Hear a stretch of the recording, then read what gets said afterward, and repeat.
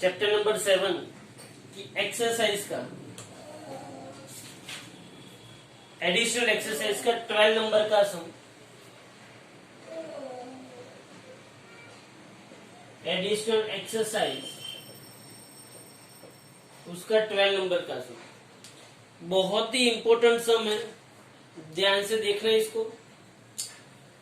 ऐसा बोला गया है,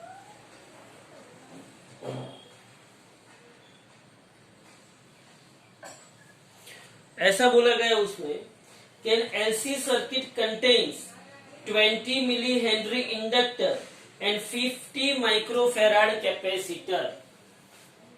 एक एलसी सर्किट है, एलसी सर्किट के अंदर इंडक्टर जो है और दूसरा कौन है, कैपेसिटर। क्या है दूसरा, एक इंडक्टर है और एक कैपेसिटर है। कैपेसिटर 50 माइक्रोफेराड का है, 50 माइक्रोफेराड, और इंडक्टर 20 मिली हेनरी, मतलब कि 20 इंटू 10⁻³ हेनरी, और ये 50 इंटू 10⁻⁶ फेराड। फिर उसने क्या बोला है कि ऐसे एलसी सर्किट को इसमें कैपेसिटर को इनिशियल चार्ज 10 माइक्रोकूलम का दिया गया है। तो मैं ऐसा लिख सकता हूं कि initial charge on capacitor, initial charge मतलब एट टाइम t=0, जो चार्ज दिया गया है कैपेसिटर को वो कितना है, 10 मिलीकूलम। कितना है, 10 मिलीकूलम। 10 मिलीकूलम मतलब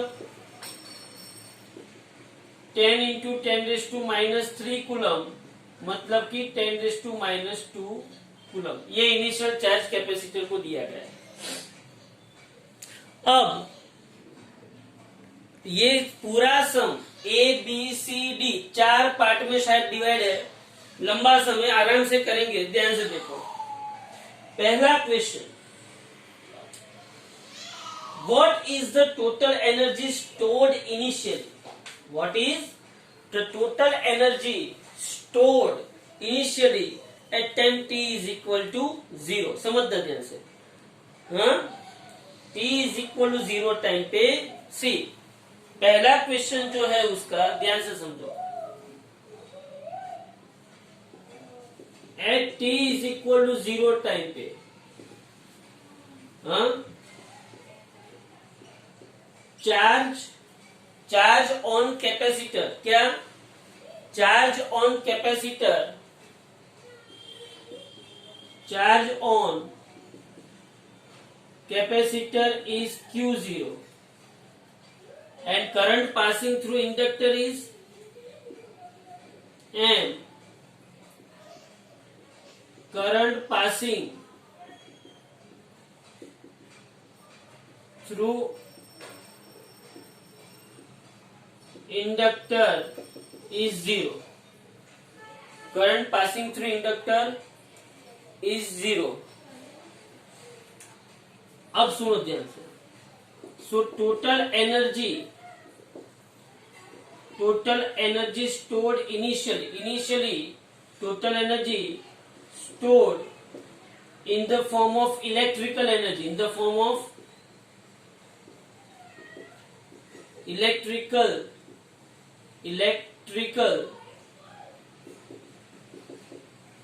energy in capacitor.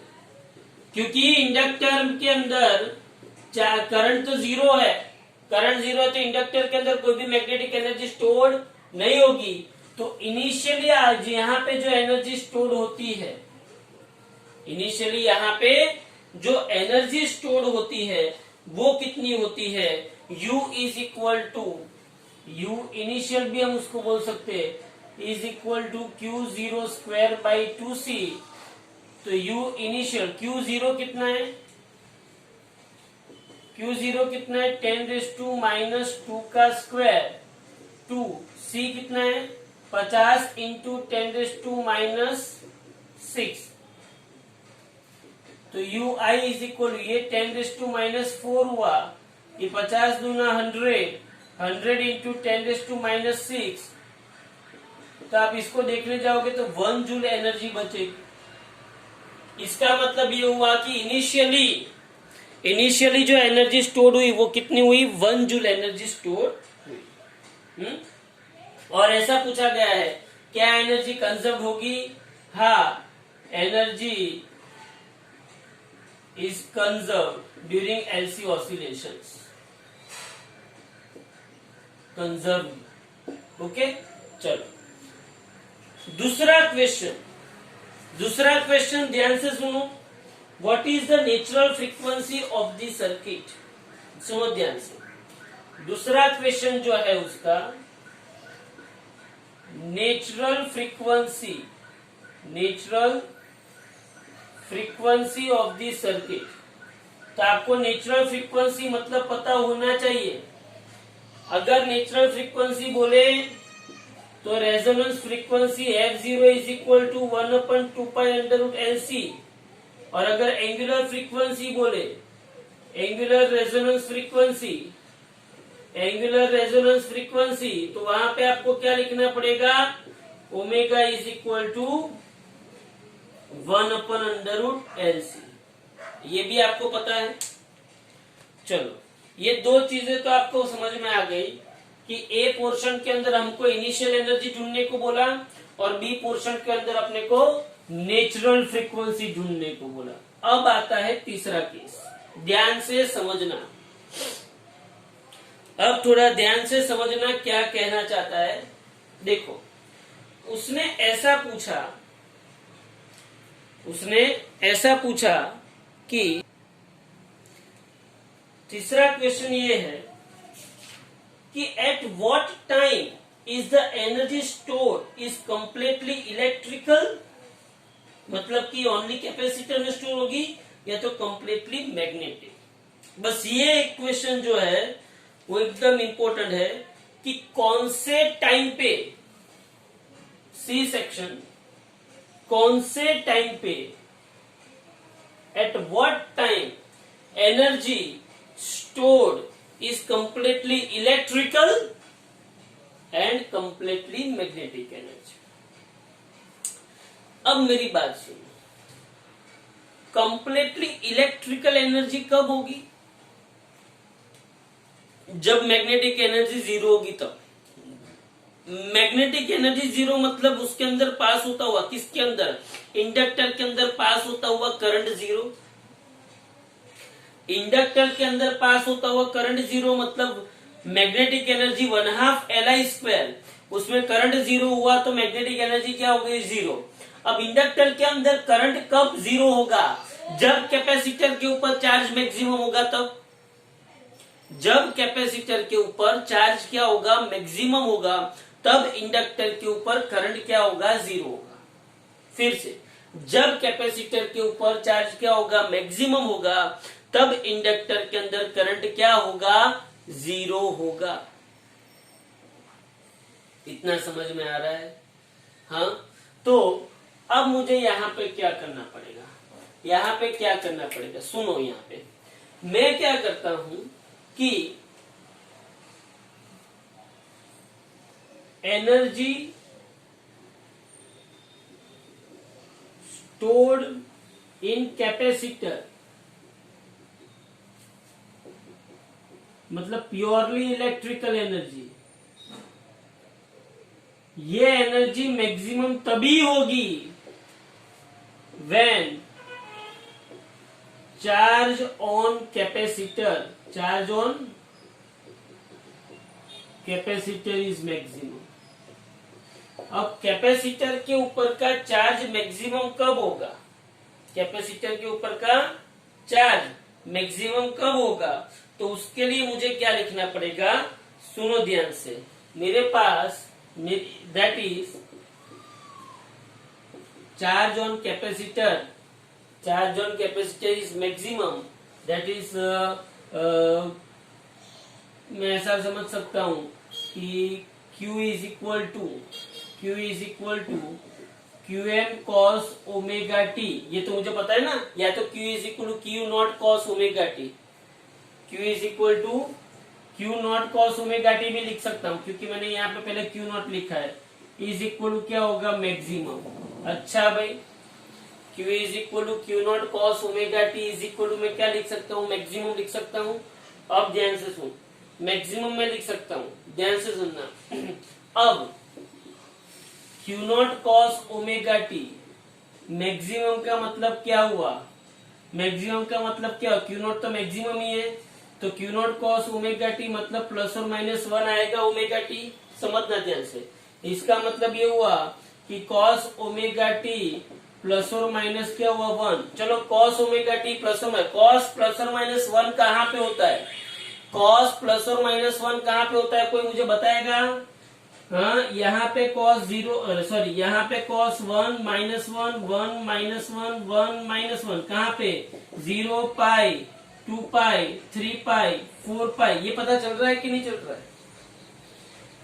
Cos plus और माइनस 1 कहाँ पे होता है वो पता चल, देखो यहाँ पे Q is equal to Q naught cos omega t maximum हुआ, क्यू नॉट तो ऑलरेडी मैक्सिमम है ही, इसका मतलब ये हुआ कि cos omega T is equal to cos omega t maximum क्या है, प्लस 1 माइनस 1 प्लस 1 माइनस 1।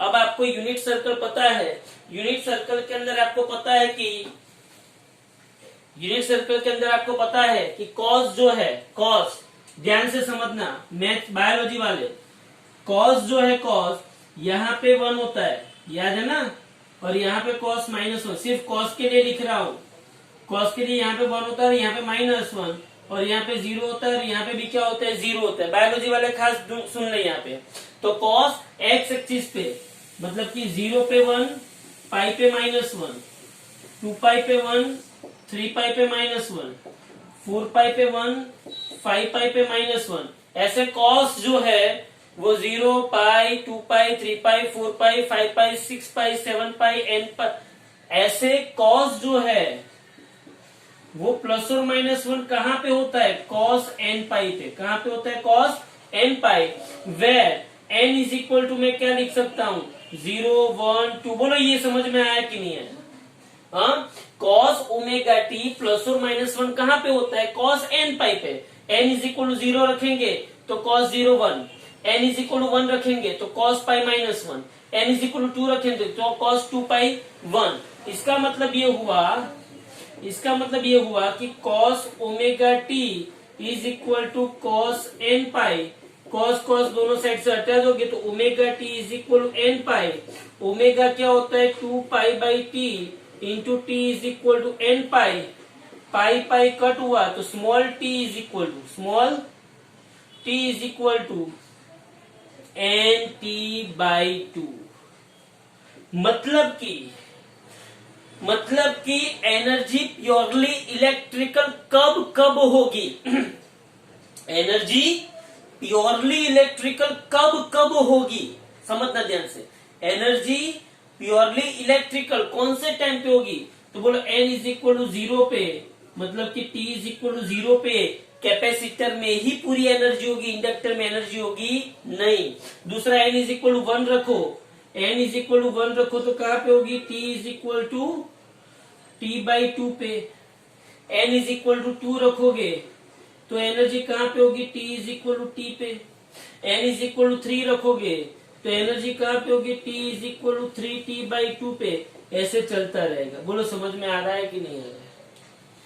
मतलब कि एनर्जी प्योरली इलेक्ट्रिकल मतलब एनर्जी मैक्सिमम एनर्जी स्टोर्ड इन कैपेसिटर, मतलब कि इंडक्टर में मैग्नेटिक एनर्जी क्या होगी 0, कौन से टाइम पे 0 t by 2 t 3t by 2, ऐसे चलता। बोलो ये समझ में आया कि नहीं, ये समझ में आया। ये तो अभी इसका ए पोर्शन मैंने किया, इनिशियल एनर्जी फाइंड आउट की, बी पोर्शन में मैंने फ्रीक्वेंसी फाइंड आउट की, अब ये सी पोर्शन यहां तक है। ओके, सी पोर्शन अभी चालू ही है। ये कहां पे कौन सी एनर्जी ढूंढी मैंने, प्योरली कैपेसिटर के अंदर, प्योरली इलेक्ट्रिकल एनर्जी। अब यही केस के अंदर इसको अच्छी तरीके से एक बार देख लो, यही केस के अंदर मुझे एनर्जी पूरी की पूरी क्या चाहिए, मैग्नेटिक एनर्जी। पूरी की पूरी मैग्नेटिक एनर्जी चाहिए। तो मैं क्या करूंगा, यही सब कुछ लिखना है। देखो ध्यान से, अगर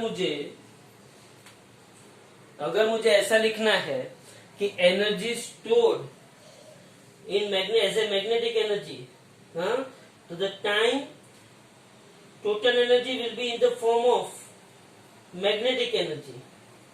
The time where the time that total energy is in the form of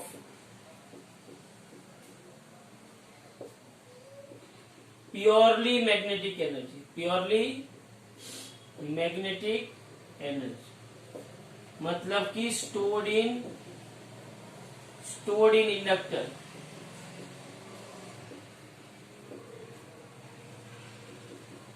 चलो यहां पे देखो,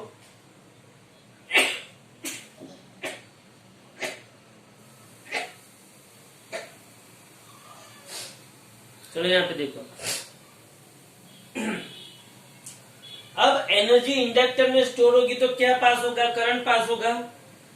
क्या पास होगा बोलो, चलो फटाफट। एनर्जी इंडक्टर में स्टोर होगी तो करंट पास होगा। तो इलेक्ट्रिक करंट जो है, electric current passing through the inductor,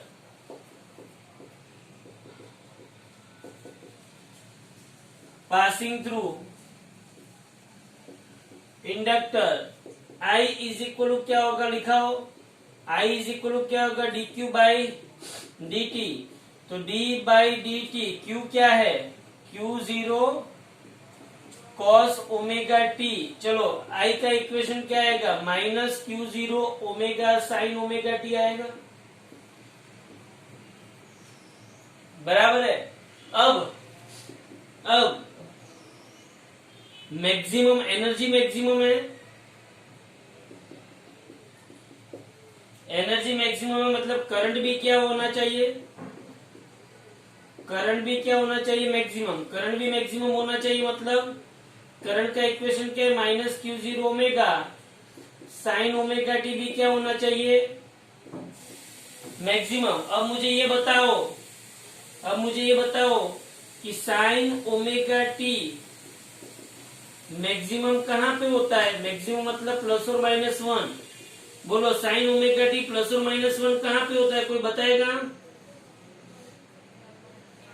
sign यहाँ पे प्लस 1 है और यहाँ पे क्या है, माइनस 1। ये मैंने कॉस का ड्रॉ किया ना। साइन देखो, साइन जो है वो यहाँ पे प्लस 1 है और यहाँ पे माइनस 1 साइन के लिए। तो ये क्या हो गया, पाई बाई 2, ये क्या होगा 3 पाई बाई 2, ये पाई बाई 2 3 पाई बाई 2, ये 5 पाई बाई 2, ये क्या हो गया 7 पाई बाई 2, ये 9 पाई बाई 2, ये क्या हो गया 11 पाई बाई 2। बोलो समझ में आ रहा है।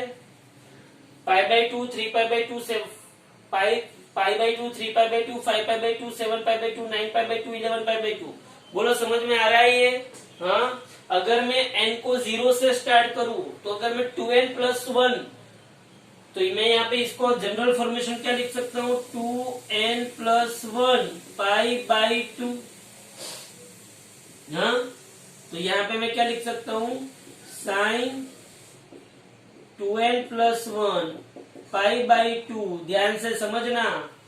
तो साइन साइन कट हो गया, तो omega T is equal to 2n plus 1 pi by 2, but omega is equal to 2 pi by T है, into T is equal to 2n plus 1 pi by 2। Pi pi cut हुआ, तो बोला T की जगह पे मैं क्या लिख सकता हूँ, टी की जगह पे 2n plus 1 T by 4, 2n plus 1 T by 4।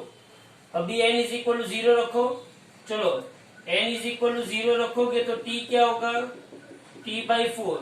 n is equal to 1 रखोगे तो t क्या होगा, 3t बाई 4। फिर n इज इक्वल टू 2 रखोगे तो t क्या होगा, 5t बाई 4।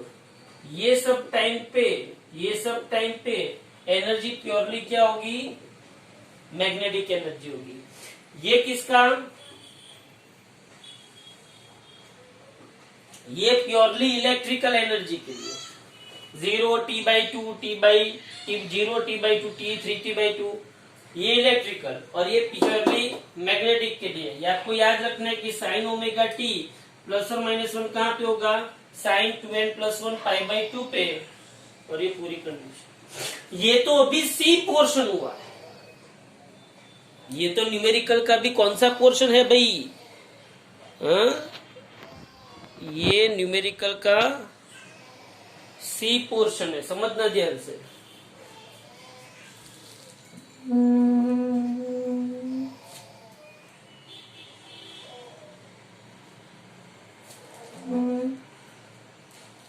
बोलो यहां तक पता चला सबको?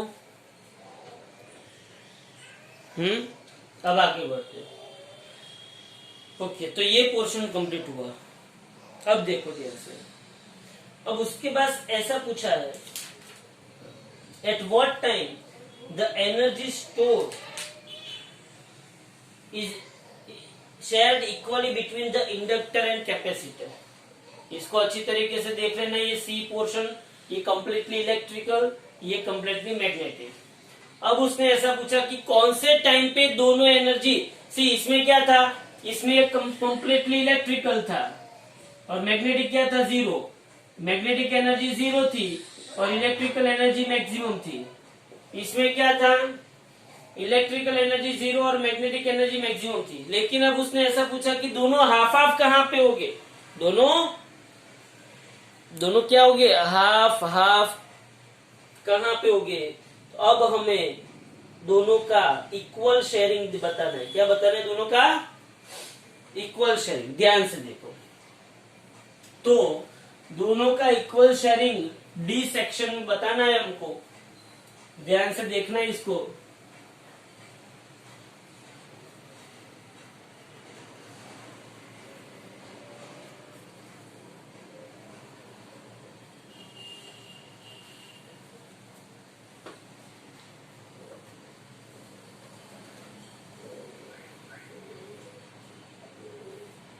तो ए बी सी और ए डी, हाँ क्या करेंगे, बोलो। इक्वल शेयरिंग बताना है। सी मुझे ये पता है कि total energy, total initial energy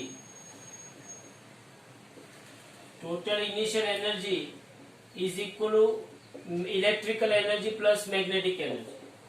तो U I is equal to U E plus U B लिख सकता हूं मैं। बट हियर उसने ऐसा बोला है कि U E is equal to क्या है, यू बी है। मतलब कि दोनों एनर्जी इक्वल शेयरिंग में है। तो U I is equal to मैं U E plus U E लिख सकता हूं। यू बी की जगह पे यू ई लिख दिया। तो U I is equal to मैंने क्या लिखा, 2UE। अब यू आई क्या है, याद करो, मैंने ए सेक्शन में बताया था। यू आई मतलब क्या हुआ, Q0²/2C। अरे हाँ के ना तो बोलो, यू आई मतलब क्या है, Q0²/2C, हाँ इनिशियली, और 2, और ये क्या हुआ, UE। UE क्या लिख सकते हैं, UE क्या लिख सकते हैं, बोलो UE क्या लिख सकते हैं, Q²/2C लिख सकते हैं। ये इनिशियल चार्ज है और ये T टाइम पे चार्ज है। बोलो समझ में आ रहा है कि नहीं, हाँ। तो 2C क्या हुआ कर, तो यहाँ पे रीजन लिखना है कि U I is equal to Q0²/2C initial energy, और यू ई क्या है, Q²/2C energy at time T, energy at time T। चलो आगे बढ़ते। 2C क्या हुआ, कट हुआ, 2C कट। तो यहाँ पे क्या होगा, Q0² is equal to 2Q², where Q0² is equal to क्या होगा, 2Q²। But Q is equal to क्या होता है, Q is equal to Q0 cos ωt। तो यहाँ पे Q0² इज इक्वल टू 2, और ये Q0 cos ωt का स्क्वायर होगा। तो यहाँ पे Q zero square is equal to Q zero square, और यहाँ पे cos square omega T, Q zero square क्या हुए कट, तो बोलो यहाँ पे मेरे पास आंसर क्या आएगा, Q cos square omega T is equal to 1/2 तो cos omega T is equal to 1/√2 plus और माइनस 1/√2। किसी को पता है कॉस 1/√2 कहाँ पे होता है? किसी को पता है कॉस 1/√2 कहाँ पे होता है?